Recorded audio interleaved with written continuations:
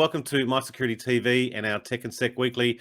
My name's Chris Cubbage. I'm the Executive Editor with My Security Media. Today we're joined by Rubrik, the CIO and Chief Data Officer, Ajay Sabhlok, and John Murphy, the Global Field Chief Security Officer, both tuning in from the United States. Going to get a good feel for their roles, particularly how they segregate data security and the security of applications, as well as having some good insights into the Rubrik cloud data management platform. So without further ado, welcome gents, Ajay Sabhlok, CIO and Chief Data Officer, and John Murphy, Global Field Chief Security Officer. Welcome to My Tech and Sec Weekly. Great to be here. Thanks so much to have you with you. Ajay, you're in California there, I think around San Francisco or in the Bay Area. John, where are you streaming in from? New Jersey. New Jersey, Other wow, coast. Okay. We've got both countries, both sides of the country. Ajay, CIO and Chief Data Officer, just sort of pre-interview, we were just talking about there's a lot of data breaches here in Australia, so there's definitely relevance to us here and in the region. I'm interested in your roles in particular and how you've structured your roles. CIO and Chief Data Officer suggests that there's something different. You look at data slightly differently than maybe a normal CIO would. How do you see your role and go about your role in a company like Rubrik? Yeah, thanks, Chris. I think the dual role does have an emphasis on data, which is kind of the lifeblood of a company, and so we wanted to ensure that there was a razor sharp focus on what we do, how with data, how we consume it, how we use it for driving our business. In fact, we call ourselves a data-driven company, and we make a lot of decisions that are based firmly on data insights, and so that's the real focus. And as a CIO, of course, I worry about ensuring that we have a robust enterprise architecture. We pick the right applications. For example, we are mostly a cloud-first kind of shop, where most of my tools are in the cloud, which is where a lot of the application data resides. But then I have a very big tech ops team as well, which takes care of all of the engineering infrastructure as well, right? Whether it's in the private cloud or in the public cloud or sort of in the hybrid mode. And John, we're going to sort of discuss security of data versus security of infrastructure applications. How do you go about? I take it you are the Global Field Chief Security Officer, so you brief your field security officers around the world. How do you sort of get that message across to them, and your general observations as well as a Global Field Chief Security Officer? Yeah, it's very interesting. So I've been with Rubrik for about a year. Prior to this, I was with several large banks for a long time. And I think the thing that I sort of bring a different perspective on, especially to the field teams, is just what it's like for people who are inside large organizations, trying to make sense of it, as Ajay is, and trying to really understand what are the key things you have to focus on from a product perspective. So as somebody who buys or used to buy a lot of solutions, one of the things I think it's really easy to get lost on is the stack of technology that we use. Yeah. I try to really just bring the focus back to what is the most important thing you've got. We believe strongly that is data, without a doubt. And then how do you sort of bring all of your processes, all of the people and technology sort of to bear on protecting that data at all times throughout the life cycle. So it's a very interesting role, and it's great because we get to talk to a lot of customers who are trying to make sense of all this. Well, I mentioned we've had some prominent breaches recently in Australia, but it's one of those things where there's always a prominent breach. Just what was the last one that hit the news? From the two of you, you're obviously there in North America, but you have a global sort of outlook from an international company like Rubrik. What are your general observations? What do you find is the pain points? Zero trust is obviously a key approach, but it's not as simple as it sounds. What are your general observations? And Ajay, maybe start with you, is pain points and sort of where companies are falling short maybe. Yeah, I think when it comes to security, there is really no one size that fits all, and I think that's where it does get tricky for leaders like me, where you're trying to secure many different facets of what you do, and it's starts with, securing access to all your data firstly, right? So you have to make sure that there's internal security and that there's a security from outside in as well. And then, there's infrastructure security as well that we worry about to make sure that we're fortifying our firewalls, that we design our networks in a certain way. So there's so many different nuances to security that you have to keep in mind. And that's where I think, what I look for is continuous education, right? So you have to constantly educate yourself. And of course, all the employees and, other people that kind of work for you, right, in your company. And then you have to constantly evolve, this thing. So the zero trust principles. So as a principle, I think it's great to go after certain principles that have been established that forms the bedrock of, what you're really trying to achieve in terms of security. And then you have to constantly evaluate and reevaluate not only, kind of your maturity levels, so to say, in terms of how much security have you been able to achieve, but where might the loopholes be? What's the operational playbook that gets applied? So these are some of the areas which get ignored very quickly, right? People sometimes, will say that I have a zero trust security architecture, but when it comes to operations, they might fall very short. And they don't realize that when incidents occur, this is like a fire drill, right? How many times do you conduct a fire drill inside your company? Or do you wait for that fire to occur to then figure out how to just go about, getting things done? So those are some of the places where I do find that, we all fall short, right? I mean, it's a bit of a struggle for people to kind of bring it all together to make sure that these operational playbooks are up to date and they're constantly, reviewed and updated by people. So yes, many different nuances, that's we sort of like think about at Rubrik, when I talk about securing myself. And John, as a field sort of recognizing your role, but as a field sort of officer there, you're a bit more on the front line, I suppose, and I take it you're dealing with clients face on as well. Yeah, what are you hearing back from them? Well, I think Ajay hit a lot of great points there. I think, first and foremost, it is, I talk to clients every day. Matter of fact, we do a lot of educational type of events where we're not talking about Rubrik per se, but we're really talking about the challenges that we're all up against as an industry. And as really anybody who consumes data, whether you're in a hospital or you're in the federal government or state government, it largely is, the same challenge that we've got, which is that our people are the front line in terms of helping us secure the organization. And I think the other side of it is we do tend to, feel very comfortable sometimes checking the box, right? Saying, well, we did have a set of scenarios. We looked at those a couple of years ago and we're comfortable using those. And the assumption being that when all hell breaks loose, you're going to have people, process, and technology suddenly all come together and solve that problem very quickly. The thing that I try to help people with is just recognizing upfront that the last thing you want to be doing when an event occurs is thinking through how you're going to respond. You really need to get to the point where, this is muscle memory to a large extent. Part of the challenge, obviously, is muscle memory isn't in itself going to get it done, but muscle memory is going to save you time. And the time ties back to data, ties back to revenue, ties back to all those things that make an enterprise remain in business after an event, whether it's a breach, an internal breach, or et cetera. Well, I was going to say, how do you go about assisting clients? And maybe we can talk a little bit about Rubrik. And I've got an executive guide to cloud data management in front of me as well. And we'll have that as a link in our show notes. But how do you go about assisting clients and sort of what's the onboarding process that you might walk through, John? Yeah. So first and foremost, I think it is about educating clients, just helping them to understand that data is their most important asset.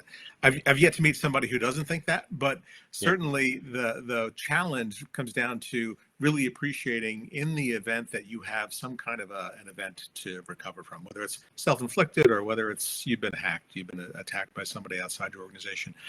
Really, it's understanding what the value of that data is long before you ever get into that situation.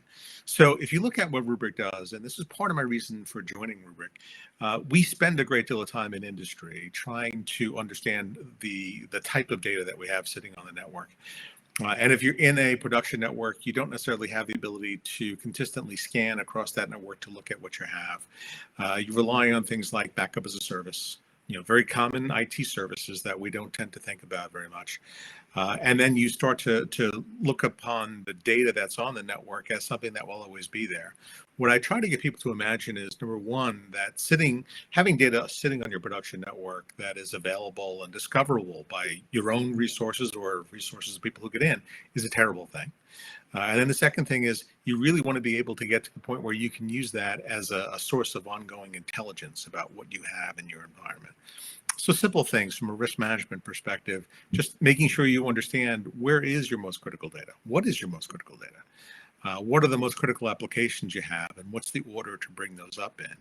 So as you scan across, let's say the data that you're backing up on a daily, weekly basis, whatever that frequency is, you want to be able to understand just what risk it represents to you and whether or not it's something that could be exfiltrated. I often say, if you internally can scan a source and you see that it's unencrypted PII, let's say, well, there's no difference between that and it getting out, because if you can see it, then anyone who exfiltrates it can see it. So just trying to get people to think about those basic steps and the things that they can do sort of well before boom ever happens is the thing I think I rely on most. It's really just getting people to think about, well, what if tomorrow was the worst day? What would you do today to just be prepared? Ajay, in a cloud environment as a CIO, would you start just building the architecture as it should be? Because obviously there's still a lot of migration coming from even on-prem and that migration to cloud sort of platforms. Where do you kind of start as an enterprise? They might have some sort of cloud environments underway, but that full migration might still be happening, or they might have migrated and they've done it a bit piecemeal. What's your general approach? Because as John points out, you've got to be careful of what PII and data you do put into that environment. Do you start from just building the architecture as it should be? And then my other sort of backup question to that is, how do you control costs within cloud environments as well? So your general thoughts around that?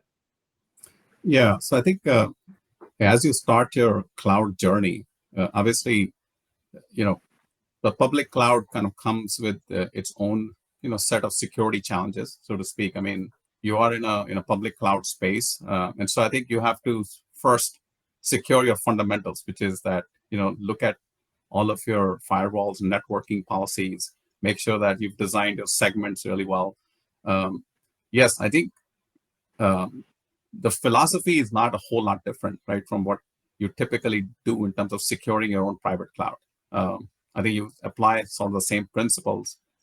As the workloads start to migrate to the cloud, you then start to evaluate, every investment that you make in the cloud. So you might be signing up for some cloud services, or you might be, sort of like signing up for your own different workloads, like virtual machines or what have you, right, in the cloud. And each one merits kind of its own, I would say, analysis on how do I secure this data, right? So there are like services available that you can leverage in the cloud. I mean, it opens up the doors to kind of more resources, so to speak.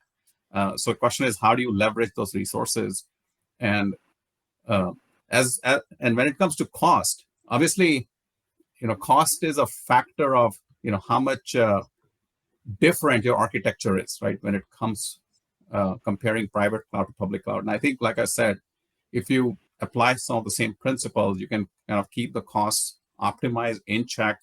You of course have to look internally to make sure that you have the right resources from an operational standpoint to ensure that the same resources can be leveraged, I guess, for these types of operational activities, and that you don't actually incur additional costs in those areas. So a variety of considerations, I would say, come into play.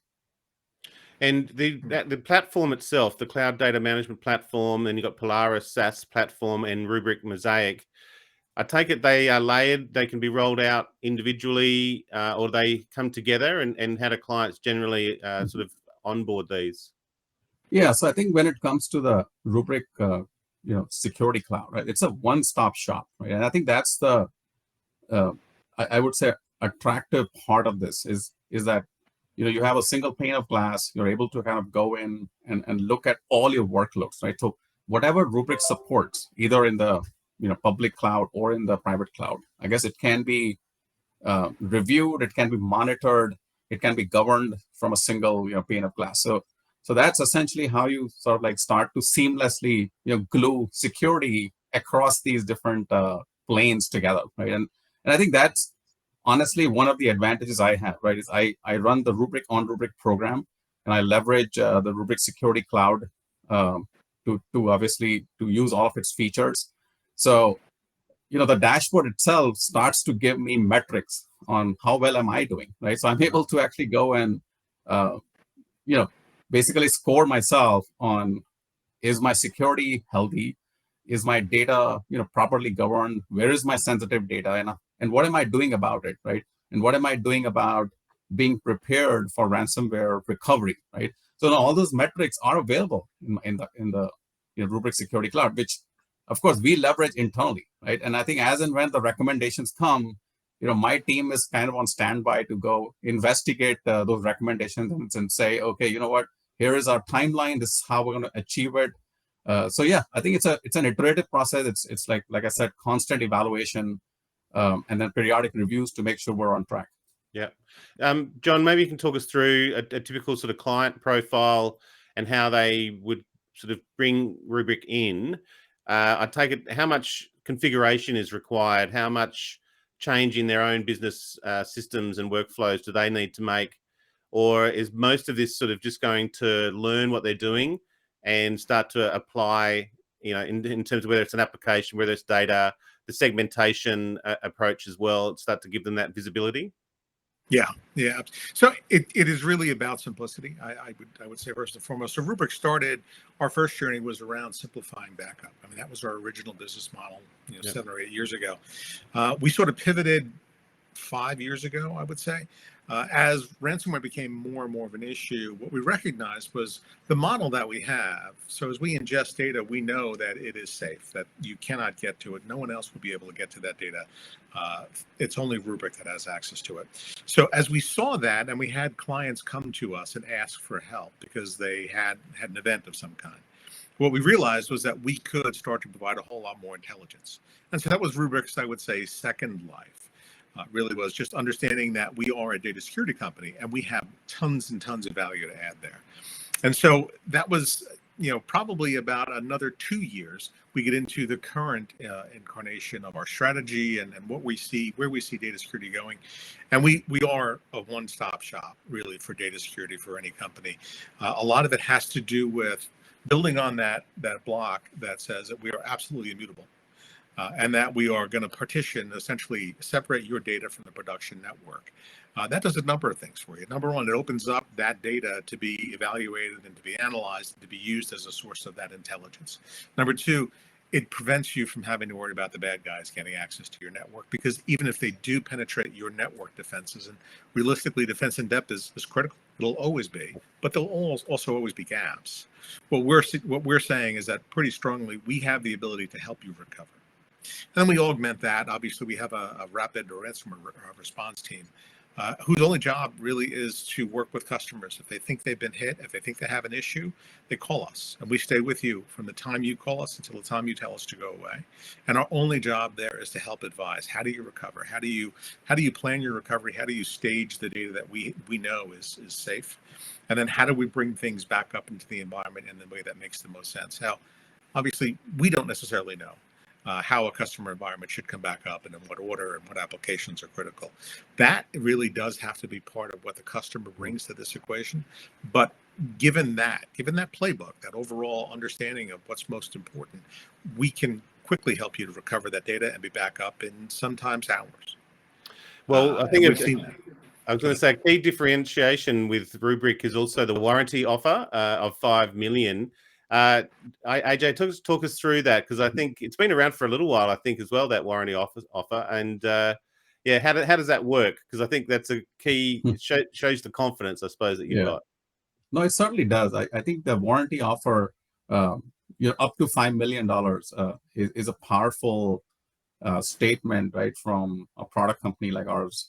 because it does instill some confidence in terms of our ability going to be able to recover, and that we have a very clean history of how we have helped companies that have actually gone through this to recover, right? And it's all, and like I think John explained, it's immutable, it's air gapped, and all of those features that you would look for in a security product are available. And so the warranty is essentially just giving you that extra confidence that yep, I'm covered.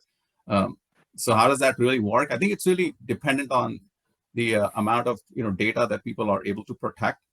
Obviously, you can imagine people always start with maybe the most critical workloads, but I think our typical advice is try to protect all data, right? Because when it comes to because I've had some interesting conversations with other leaders about what you consider critical data in your company, right? Because to me, all data is critical, right? So I had looked at some non-production, environments, like, virtual machines that run, for example, your dev. And do you consider that critical? I actually do. When you start to think about how much time, it takes to actually recreate a dev environment, and just the sheer amount of configuration and setup that it goes through, that makes it critical too. So yes, I think the volume of data matters. And then as the companies start to protect, I think it's over 250 terabytes. I think that's kind of the starting point where we start to say that we will now help you with a warranty as well, right? Because you are protecting 250 terabytes and upwards to up to maybe even 5 petabytes, right? Where it's a full $5 million warranty that kicks in. And of course, we also ask you to sign up for what we call the success manager, right? Services, which is actually a very key service from us, right? And these customer engagement managers, they can actually come in, they can help review your entire security posture, right? In terms of how secure is your data, what about sensitive data, what about governance, what about operations, right? So they actually can go look at every nook and corner and make sure that you're truly taking care of all of the security I would say requirements, right, that are needed just to make sure that you as a company are fully secure. You can recover from any kind of event, any kind of ransomware event, or any other disaster that might cause your data to get corrupted. So I think in combination, this is basically what the warranty offers. Well, something I hear is companies want to minimize the amount of vendors they're working with. So the ones that they do select can almost be that one-stop shop and provide a range of different services. And that one really does sound like a key one, particularly for a sort of a larger, medium-size and larger enterprise. It's something that they should definitely be thinking about, I would imagine, or at least be having a chat to someone like Rubrik and getting an insight into what they should be doing in terms of best practice. So, look, thank you, gents, for coming in from the US. No doubt will be of interest to our Australian and Asia Pacific audience. So, Ajay Sabhlok, CIO and Chief Data Officer, and John Murphy. I love that name, John Murphy. It sounds like a beer, John, but Global Field Chief Security Officer. Thank you very much for joining us today on My Security TV. Terrific. Thank you for having us.